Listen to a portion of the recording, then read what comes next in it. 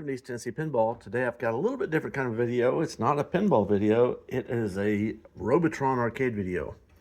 So this came out of a buddy of mine game. And first off, I don't work on video games for other people. I mean, I'll work on my own a little bit, and this is kind of it's for friends, but I don't do it. Let's say I don't do it commercially.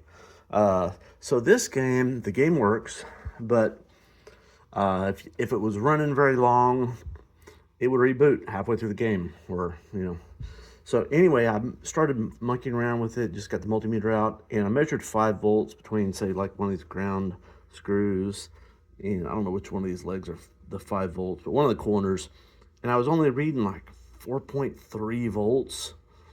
I think it was this connector. I wiggled the connector around, then I got like 4.8, and it was like 5.1 or 5.2 at the switching power supply.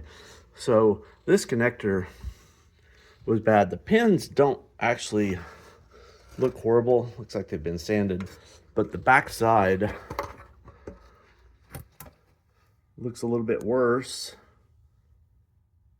And Williams was bad. They cut these things off flush with the board. So it's really hard to even resolder it. Like that one there, if I can get it to focus in, it's pretty much loose, but there's hardly anything sticking out. It's pretty much flush. So what I'm gonna do is go ahead and take these header pins out and replace them. I'm also gonna swap out, there's 4 caps on this board. I'm sure at least one of them is the 5-volt smoothing. So it's like a little tiny battery. And if you look at these caps, this one at the end is kind of bulging. And sometimes they're like that new, but if I look at the other two, it may be hard for me to film it, but the other two are not like that. Just trust me. I can't hardly get the camera in there. Yeah, there you can see. The one second back isn't like that. So in any case, this is like a, I don't know, 1980, 81 game. It's due. So I'm gonna swap those 4 caps out and replace those 3 header pins and throw it back in the game and leave it on for 30, 45 minutes and play some games and see if that eliminates the problem. It may not. This is a weird game in that there's this board, the MPU, and then there's another board right over here that has all the ROMs. So it could be a problem with the ROMs, and the ROMs also have a little, so they've got a header pin coming in. They've also got some smoothing caps, I believe. So it could be the other board that's causing the problem, but I figured I'd just take this one. So I'm going to do that real quick.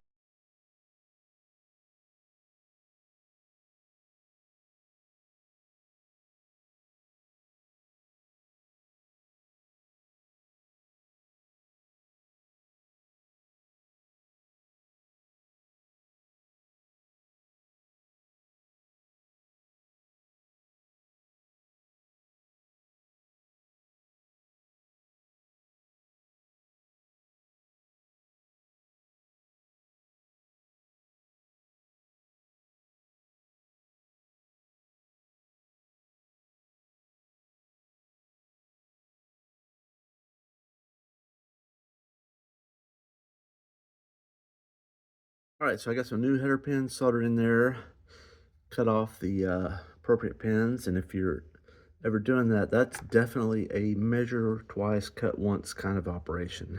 That's a sickening feeling if you do it the wrong way. Speaking from experience, so I'm going to swap out these 4 caps here, and I think I'll measure these 3. That they're all the same, and see if they measure the same just for fun. So these are the 3 that are lined up in a row.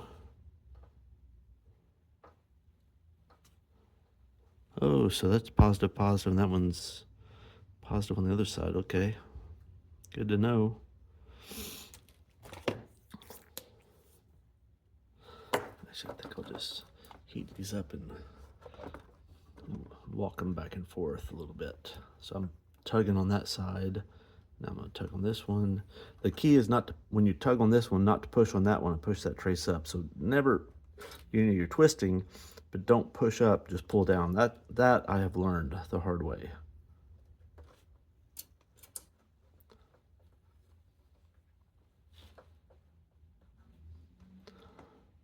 And you can see how, I think that was the one that was bowed up.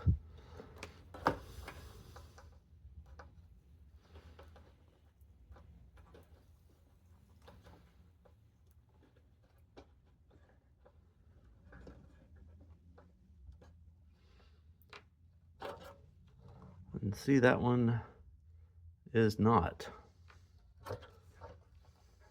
This one you couldn't see very well because it was kind of hidden in the back.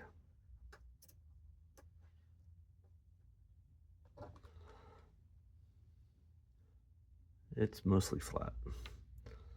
So anyway, let me get my capacitance tester and we'll test these things real quick. Okay, so these are in the order they came out. So that line is the positive side. It's kind of weird. So this is the one that we suspect being bad.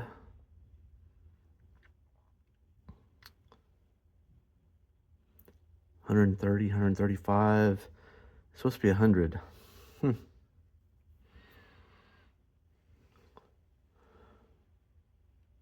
That's $120, $125.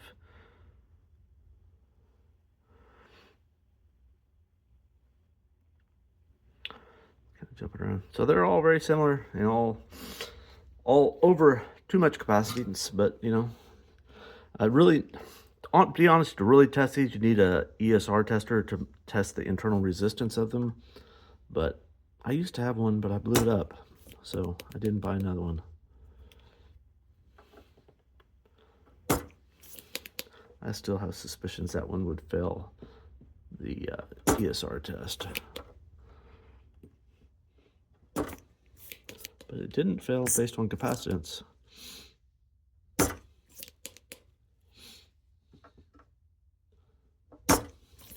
Anyway, we're swapping them all, these three and that other one also. I figure out where it is. So it's right here.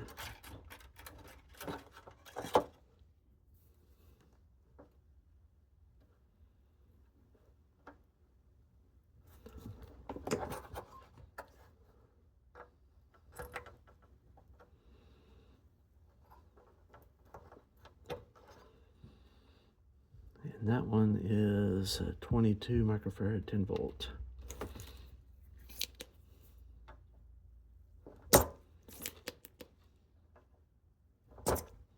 Oops, didn't leave it quite long enough. All right, so let me grab some caps and throw them in here real quick. So one last thing I'm gonna do is I'm getting rid of this battery holder. Amazingly, this thing has never corroded in all the years. So somebody has either kept it empty or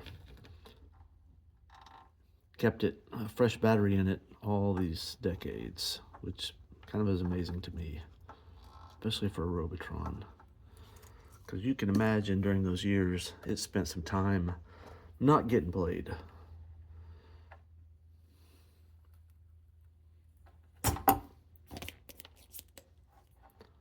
And I'm just gonna swap this out with the coin cell battery.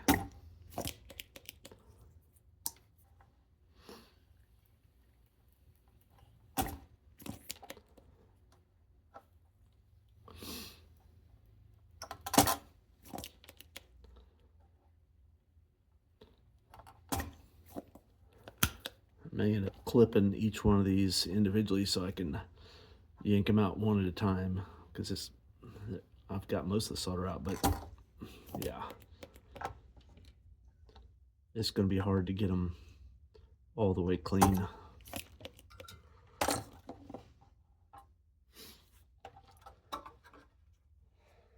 So what I can do is just snip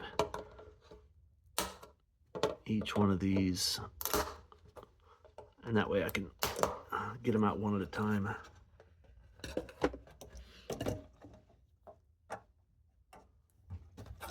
Let's get y'all in the frame of view.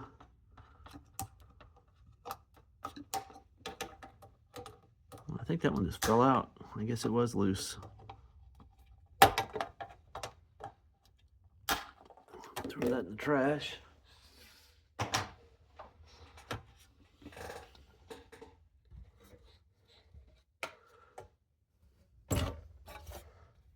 Yeah, that one fell out.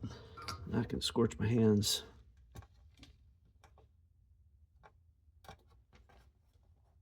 Woo!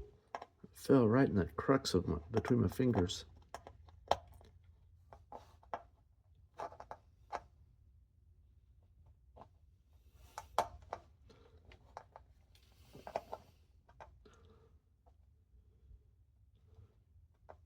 That one's like kind of wedged. And get a coin cell battery holder and make a plan for this. So very often the width of those will span and fit in here. So I'm going to, the negative side is that one. The positive that says positive right there is this side here. So I'm going to do it, put it in like that, and then I'm gonna have to jumper from this one over to here. So I'm gonna get that soldered in real quick.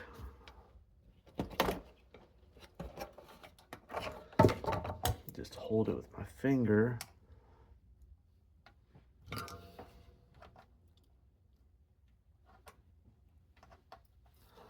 I probably need my thicker wired solder, but I don't have it in my hand right now.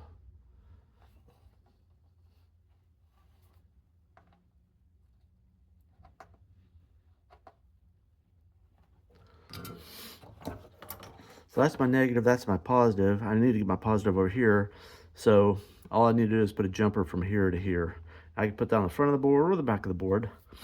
It doesn't really matter. I may just, I don't know. Like I said, it doesn't matter. I'll put it on the front and then I can solder it on the back real easy. Put a battery in there, label it 325. Just like labeling an oil filter, it's a good practice. Now we gotta have a few volts between here and here. Yep, 3.3, that sounds good. And when that thing dies, it'll just die. It won't leak all over the place and kill the board. All right, so I think I'm done with this, and maybe I'll throw it in the board in the game and video a little bit of gameplay. Well, you need all those extra men. Yeah. You just do. It's insane. What level are you on? 5. It resets to 4. 4. Oh, it's 4. It says down the bottom. Let's see. Didn't Mark Brewer get $1 million on this on level 10 on? Yeah, I did too. I did too. With 3 men. Oh no, 20. Yeah, I think Mark did it with 3 men. Now look, see how all my mummies are left? See, they didn't kill any of them yet. Because Mikey's still there. Yeah. Yeah, well, that last round I did, they killed all of them, even with Mikey. Well, maybe they got Mikey early. They just got Mikey early. Yeah, you can technically get pretty much every one of them. I mean, it's a huge point. Well, you stood in the center and fought. That's not a good idea usually, is it, Steve? No, not normally. So No. they will That's right. crush your ass. I don't recommend